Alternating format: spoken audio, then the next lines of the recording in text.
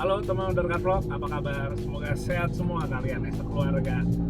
Di video kali ini gue akan nunjukin sebuah mobil yang insya Allah akan gue gunakan untuk di off-road ekspedisi berikutnya. Jadi kalau teman-teman mungkin ngikutin dari gue pas zaman balap dulu, emang gue sebenarnya udah lama banget gak ikut off-road ekspedisi ya. Jadi lebih seringnya itu ikutan balap, tepatnya speed off-road dan beberapa kali juga untuk yang kompetisi adventure off-road. Nah, di 10 tahun terakhir, tepatnya 2010 pas gue udah mulai ikut speed off-road, gue jujur nggak terlalu punya waktu untuk ikutan yang off-road ekspedisi ya, atau kita adventure yang berat dan lama gitu, bisa seminggu, 2 minggu, itu gue udah nggak punya waktunya karena udah konsentrasinya ke balap off-road, dan juga konsentrasi ke balap yang trailingnya juga ya. Jadi di tahun ini pas masuk pandemi ada satu hal yang ya mungkin gua anggapnya bukan positif ya, tapi menjadi satu hal kebetulan di mana karena tahun ini pandemi akhirnya balap itu belum bisa diadain dulu. Ya udah akhirnya kayak gua kembali lagi deh ke asal muasal gua dulu, yaitu off-roadnya lebih ke yang adventure ekspedisi. Kalau teman-teman mungkin juga ingat, gue sempet cerita gue pas awal mulai suka off-road itu ngikutannya yang ekspedisi ya. Dari zaman 2002 gue mulai aktif off-road ekspedisi sampai tahun kalau nggak salah 2007-an itu terakhir. Habis gitu 2008 gue mulai nyoba rally, 2009 juga, dan 2010 gue fokusin di speed off-road. Jadi tahun ini karena lagi nggak ada balapnya dulu, oke, kembali lagi deh, kita kayak dulu lagi, kita off-road ekspedisi lagi. Karena kalau yang off-road ekspedisi ini menurut gua dalam kondisi pandemi juga insya Allah ya lebih aman. Kenapa? Karena kalau kompetisi itu kita di tempat keramaian, terus ada penonton juga datang, terus pitnya atau pedoknya kan juga rame, orang berkerumunan. Sementara kalau ekspedisi kita benar-benar ke hutan, dan itu kita nggak kayak istilah lagi balap yang ada penonton rame gitu ya, bahkan malah nggak ada yang nonton sama sekali gitu. Jadi ya udah, tahun ini cocoknya mungkin ekspedisi dulu dan insya Allah bisa konsisten lagi ya di off-road ekspedisi. Nah, sebelum gue ceritain gue pakai mobil apa nih tahun ini, gue coba untuk ini dulu ya, bentar ya, bawa mobil ini ke tempat cuci dulu. Gue cuci dulu, segerin, dan terus habis itu kita balik lagi ke tempat gue sambil gue ceritain sedikit tentang mobil ini. Oke, kita nyuci dulu.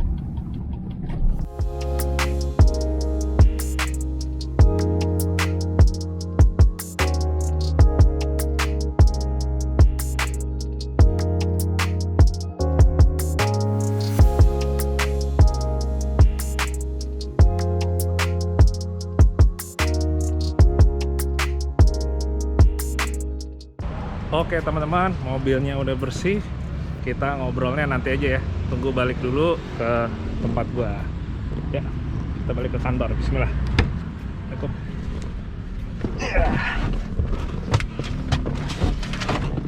Nah sekarang teman-teman bisa lihat sebenarnya di bagian belakangnya tuh banyak barang. Ini karena persiapan buat ke Java Overland kan nextnya. Jadi banyak serep yang mesti di stok. Oke, kita balik dulu.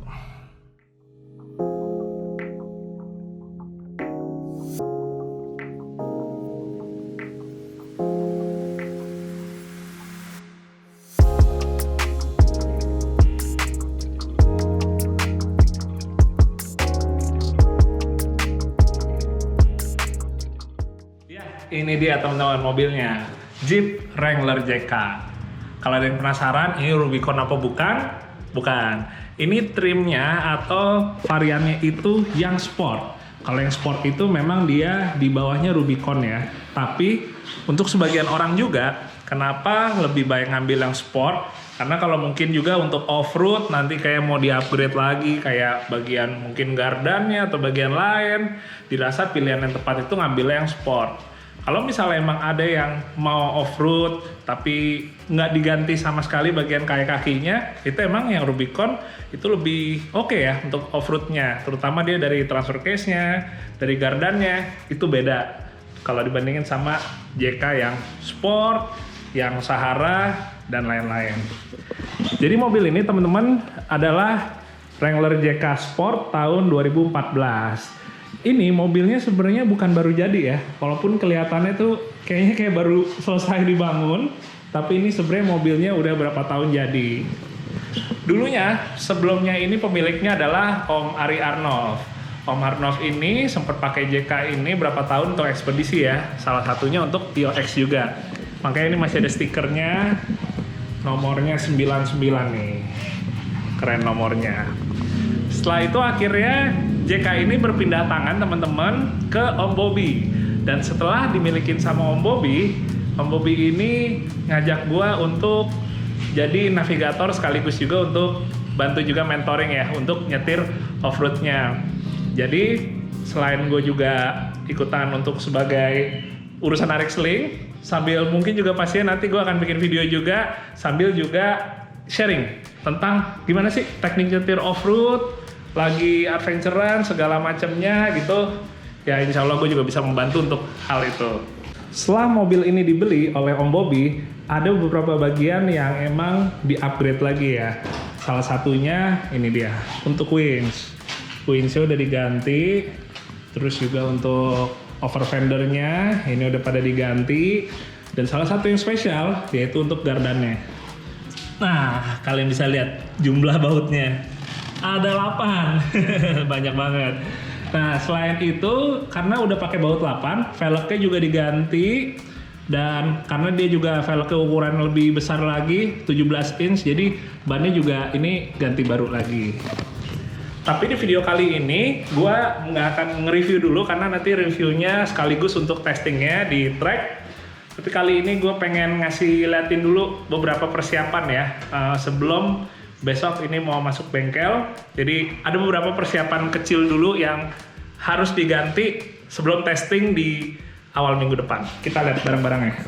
Oke, kita buka bagian belakangnya teman-teman. Barang-barang yang mesti diganti dulu udah ada di dalam. Ya. Ini ngomong-ngomong karena ukuran bannya 37, kayaknya kalau si tire hanger ini nggak kuat dia bisa ambrol ya. Jadi ini mesti benar-benar diperhatiin banget bikin tire hanger untuk ban gede. Nah, ini modelnya dia sebenarnya campuran ya antara hardtop sama softtop. Jadi walaupun ini kanvas gitu, tapi dia tetap ada bagian kerasnya juga. Jadi dia beneran pakai kaca nih, bukan sekedar pakai plastik gitu ya. Nah, kayak ke atas dia. Ada lift gitu ya, lucu banget. Ini dia teman-teman. Yang mesti diganti itu aki. Ini di akinya.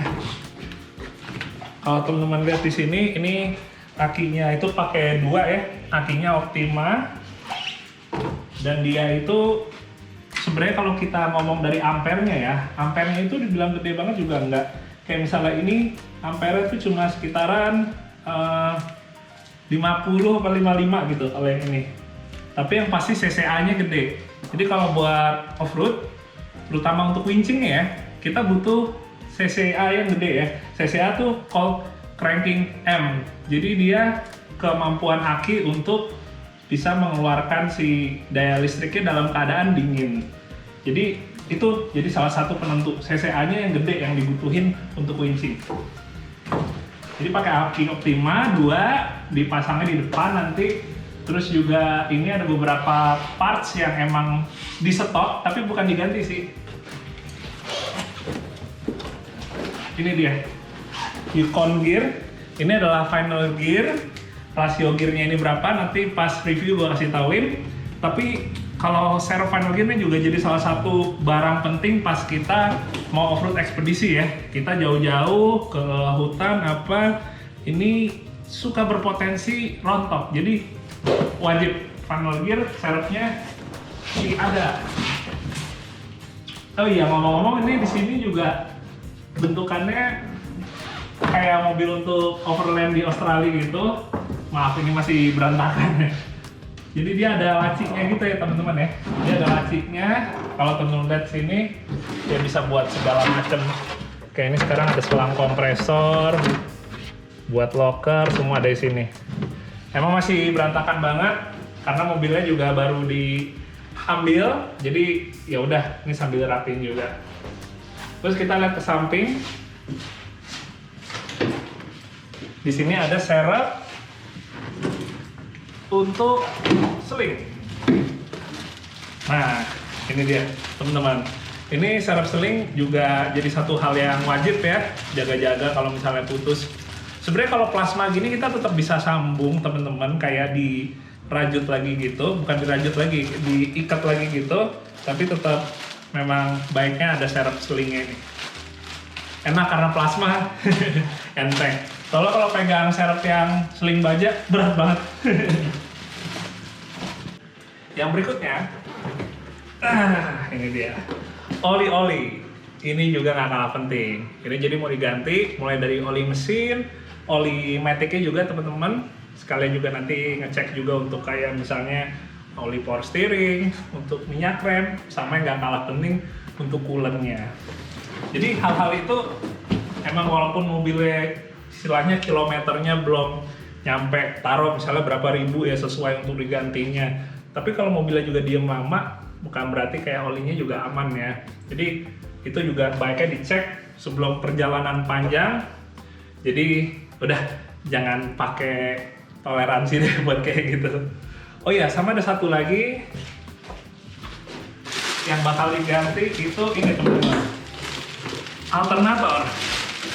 Jadi alternator yang sekarang kepasang di JK ini itu masih standarnya ya. Standar itu kalau nggak salah 140 ampere alternator JK. Ini 250 ampere dan dia itu sebenarnya emang didesain untuk yang JK yang mesin bensin ini ya, mesin yang 3600. Jadi dia plug and play aja, nggak perlu ubah dudukannya. Dan kenapa sekarang butuh alternator? Jadi kalau misalnya teman-teman lihat tadi winch-nya kan udah diganti. Winch-nya sekarang itu lebih membutuhkan kelistrikan yang lebih besar lagi. Jadi alternator standarnya itu dirasa sedikit tekor ya kalau tetap dipakai. Jadi alternator juga bakal kita langsung ganti sebelum testing besok.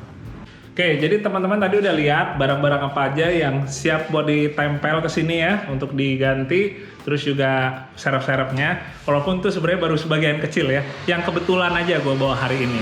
Dan satu hal lagi, ini kira-kira mau dipakai di mana aja?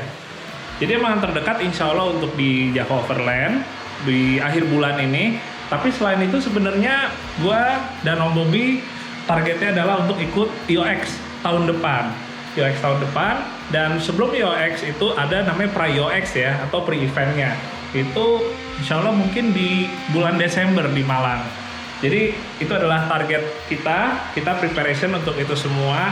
Dan mungkin video sekarang segitu dulu, tapi di video berikutnya kita akan coba testing mobil ini sambil review detail apa aja yang ada di mobil ini, spesifikasinya. Oke, sehat-sehat ya buat teman-teman semua. Terima kasih yang udah nonton. Sampai ketemu di video The Car Vlog berikutnya. Dadah, assalamualaikum.